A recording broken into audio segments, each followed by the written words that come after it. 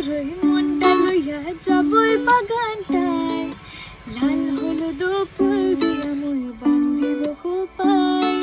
সাধী রূপের তেমা গইড়া রাখুন চোখের তারাটায়, রানী হইয়া রইবে মোরাই হু হু হু হু পারানটায়। ছলত ছলত ময়না ছলত ছলত চলে রে পিছল পানি। হ্যালো এভরিওয়ান, তোমরা সবাই কেমন আছো? আশা করি ভালো আছো, আমিও ভালো আছি। থাম্বনেল দেখে বুঝতেই পারছো এটা আমার ফার্স্ট ব্লগ। তোমরা হয়তো আমাকে কেউ চেনো না, তো সেহেতু আমি আমার পরিচয়টা দিয়ে দিই। আমি দীপা বিশ্বাস, নদিয়ার ছোট্ট একটা গ্রামে বাস করি। আর এটা যেহেতু আমার ফার্স্ট ব্লগ, সেহেতু তোমাদের সামনে আমাদের গ্রামের কিছু দৃশ্য তুলে ধরছি। তাহলে দেখানো যাক। এটা হচ্ছে কপি কেক। এখন তুলবো না, হ্যাঁ, নাহলে সবাই দেখে বকবে। চলো আরো কিছু তোমাদের সাথে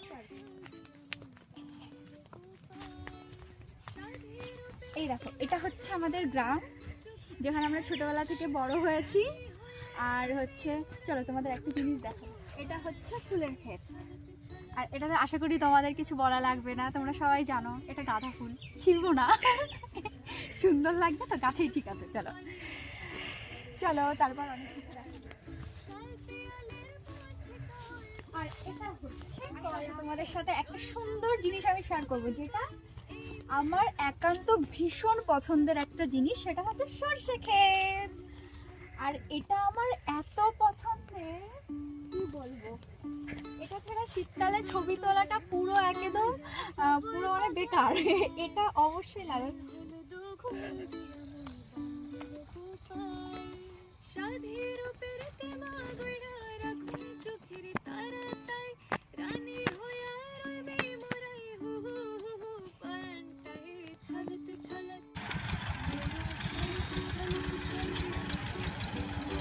ধানের গাড়িগুলো যাচ্ছে, এই জন্য ঠিকঠাক আওয়াজ।